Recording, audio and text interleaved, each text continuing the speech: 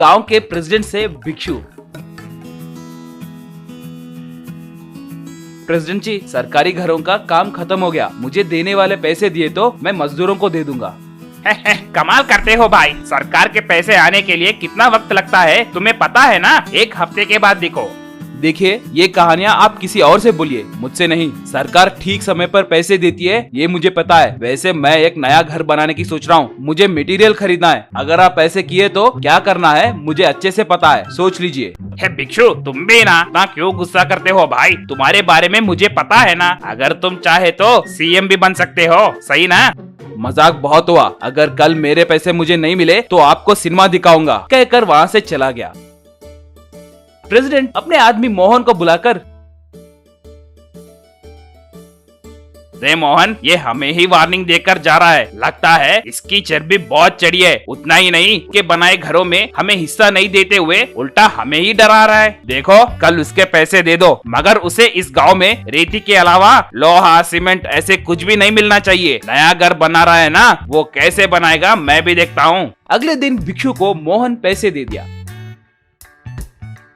अब भिक्षु किसी भी दुकान पे जाकर पूछने पर दुकान वाले उसे सीमेंट, आयरन ऐसा कुछ भी नहीं है कहकर बोलने लगे।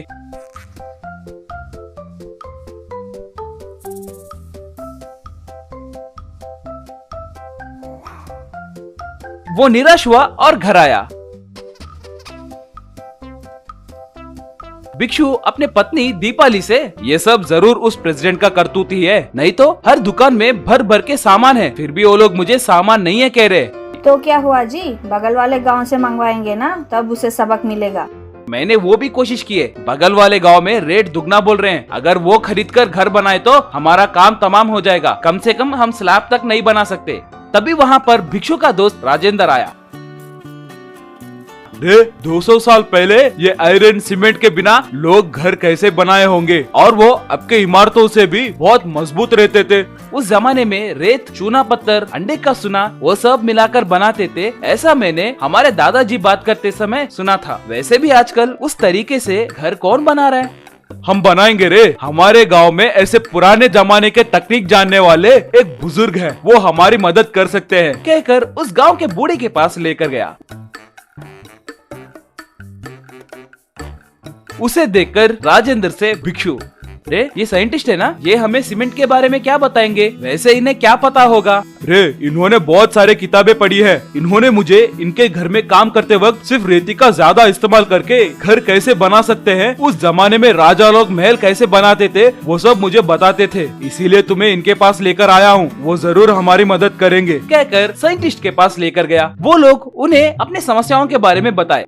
उनके बातें सुनकर साइंटिस्ट रेत और थोड़ी चीजों का इस्तेमाल करके सैंड हाउस कंस्ट्रक्शन कैसे बनाते हैं उन्हें बताया। वो उनका शुक्रिया अदा करके भिक्षु राजेंद्र दोनों मिलकर सैंड हाउस को बनाना शुरू किए।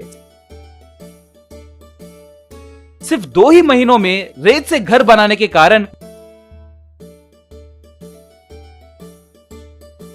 गांव के लोग उसे हैरान होकर देखते रह गए। उस घर के बारे में मोहन प्रेसिडेंट से बताया। तब मोहन से प्रेसिडेंट, क्या सिर्फ रेती से घर बनाया? यानी वो जरूर पागल बन गया होगा। ठीक है, बनाने दो। कल के दिन हमारे बनाए घरों में कुछ समस्या आए तो भिक्षु ने सभी घरों को ऐसे ही बनाया है कहकर उस पर इल्जाम लगा सकते हैं। भाई, आप उसे कम मत सोचिए। वो एक मिस्त्री रहने के बावजूद भी खुद का घर बना रहा है तो समझो कि कुछ तो बात है। अगर उसका घर सक्सेस हुआ तो सोचो हमारा काम तमाम हो जाएगा। अरे तो हमें भिक्षु को आसानी से नहीं लेना चाहिए। आज रात ही जाकर उसके सैंड हाउस को नाश करके आएंगे, कहकर वो दोनों भिक्षु के घर को चोरी छुपे गए। और सैंड हाउस को देखकर प्रेसिडेंट, रे ये मामूली आदमी नहीं है रे, इसे उसने कितना मजबूत बनाया। उतना ही नहीं, खर्चा भी बहुत कम हुआ लगता है। इसे कुछ भी करके नाश करना होगा, नहीं तो हमारे गांव में ये बहुत बड़ा हीरो बन जाएगा और हम जोकर हो जाएंगे। ऐसे कह रहा था, तभी भिक्षु वहाँ पर आकर रे तुम सच में जोकर ही हो रे, नीच कमीनो, मेरे घर को नाश किए तो तुम लोग हीरो कैसे बनोगे रे? वैसे भी तुमने मुझे सीमेंट, आयरन ये सब नहीं मिले जैसे किए हो ना, वो बस नहीं है क्या कमीने कहीं के? हे भिक्षु, तुम यही हो क्या? मैं ऐसे ही मजाक कर रहा था, तुम बेकार में सीरियस हो जा रहे हो। You crazy boy. बॉय गया तेल लाने। रे तेरी हड्डी फसली तोड़े तक तुम नहीं मानोगे लगता है। मुझे सब समझ में आ गया है रे। रे भिक्षु, ऐसे पागल कुत्ते को यूं ही नहीं छोड़ना चाहिए, भागा भागा कर मारना चाहिए। और क्या सोच रहे हो, चलो इन्हें खूब पीटेंगे। कहकर राजेंद्र भिक्षु प्रेसिडेंट को खूब पीटने लगे। उनकी मार से प्रेसिडेंट और मोहन वहाँ से भाग गए।